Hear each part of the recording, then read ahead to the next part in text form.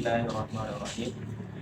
மதிப்புக்குரிய தவிசாளர் அவர்களே, பிரதி தவிசாளர் அவர்களே, சபையினுடைய செயலாளர் அவர்களே, எமது சக கௌரவத்துக்குரிய உறுப்பினர்களே, அதே போன்று இந்த சபையிலே பணியாற்றுகின்ற உத்தியோகத்தர்களே அனைவருக்கும் அஸ்ஸலாமு அலைக்கும் வரஹ்மத்துல்லாஹி வபரகாத்துஹு.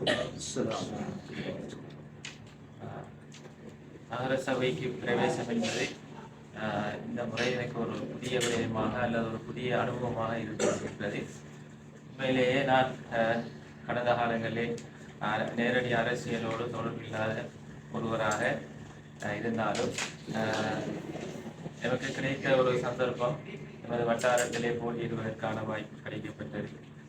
அந்த சந்தர்ப்பத்தை நான் பயன்படுத்தி கொண்டதோடு இன்று ஒரு நகரசபை உறுப்பினராக இந்த இடத்தில் இருப்பதில் நான் மகிழ்ச்சி அடைகின்றேன். அதற்காக வேண்டி இந்த சந்தர்ப்பத்தை வழங்கிய அல்லாவுக்கும் அதே போன்று எங்களுடைய கட்சியினுடைய பிரதி தலைமை டாக்டர் அல்ஹாஜ் எம்எல்ஏ சுக்குல்லாசர் அவர்களுக்கும் எனது நன்றிகளை தெரிவித்துக் கொள்கின்றேன்.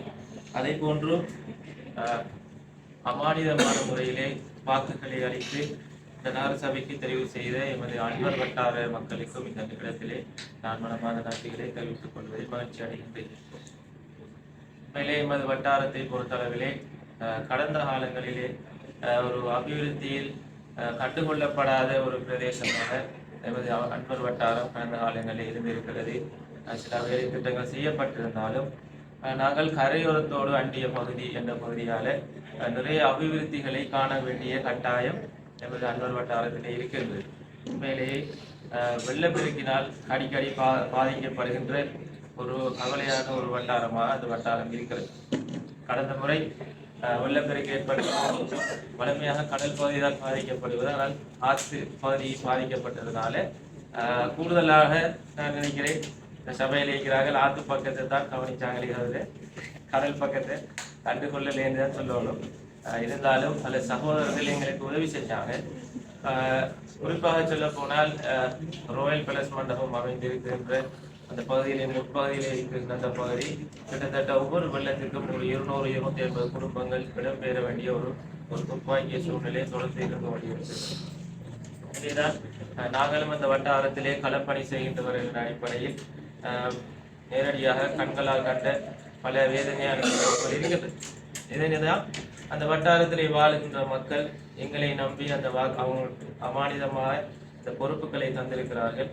இன்ஷா அல்லாஹ் எதிர்வருகின்ற 4 ஆண்டுகள் இந்த நகரசபை அதிகாரத்தின் ஊடாக எமது வட்டாரத்துக்கு எவ்வாறான வேலை திட்டங்களை கொண்டு சென்று அந்த மக்களுடைய துன்பங்கள் துயரங்கள் இருந்து அவர்களை விடுபட வைப்பதற்கு என்னாலான முயற்சிகளை நான் செய்வேன் என்பதை இந்த நேரத்தில் தெரிவித்துக் கொள்கின்றேன்.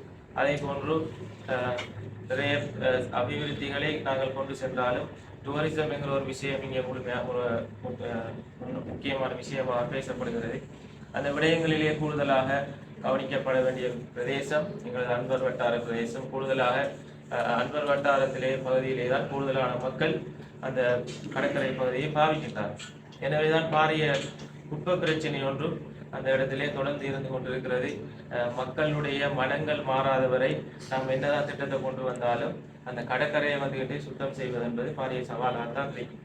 எனவேதான் மக்களுடைய உள்ளங்களிலே நாங்கள் முதலாவது மாற்றத்தை கொண்டு வர வேண்டும். அதன் பிற்பாடு எங்களது திட்டங்களை நடைமுறைப்படுத்துகின்ற போது நிச்சயமாக அந்த வேலை திட்டங்களிலிருந்து நாங்கள் வெற்றி பெற முடியும். ஏனைய சுற்றுலா தலங்களுக்கு சென்றால் நாங்கள் குப்பைகளை உயரங்களை போட்டுவிட்டு வருகின்றோம். ஆனால் காத்தாங்குடி மக்கள் மாத்திரம் இந்த மனநிலையில் இருப்பது கடும் வேதனையான ஒரு விஷயம். எதிர்காலத்திலே அவை ஒழுங்கு செய்யப்பட வேண்டும். அவ்வாறு ஒழுங்கு செய்யப்படுகின்ற பொழுதுதான் இந்த சமூகத்தை கட்டி எழுப்புகின்ற வேலை திட்டத்திலே நாங்கள் வெற்றி பெற்றவர்களாக மாற முடியும். அதே போன்று நிறைய சுற்றுலா பயணிகள் வருகிறார்கள், ஆனால் அவர்களுக்கான மலசல கூட பிரச்சனை நிறைய காணப்படுகிறது. நான் ஒரு அன்பர் பள்ளிவாசலுடைய செயலாளர் என்ற அடிப்படையில் எங்களோட பள்ளிவாசல்லையும் ஒரே ஒரு பாத்ரூம் தான் இருக்கு. அப்போ அந்த பாத்ரூமை தான் நிறைய பேர் என்ன செய்யறாங்கன்னா பாவிக்காங்க. இப்போ பாவிக்கிறதால எங்களுக்கும் சிரமம். நிறைய பேர் வெளியில சில விஷயங்களை பார்த்துட்டு போற சூழல் இருக்கு. அப்போ அதனால அவசரமாக அந்த வேலை திட்டங்கள் அந்த கடற்கரை பகுதியிலே மலசல கூட அமைக்கின்ற வேலை திட்டங்கள் என்று பல்வேறு வேலை திட்டங்களை அவசரமாக செய்ய வேண்டியிருக்கிறது.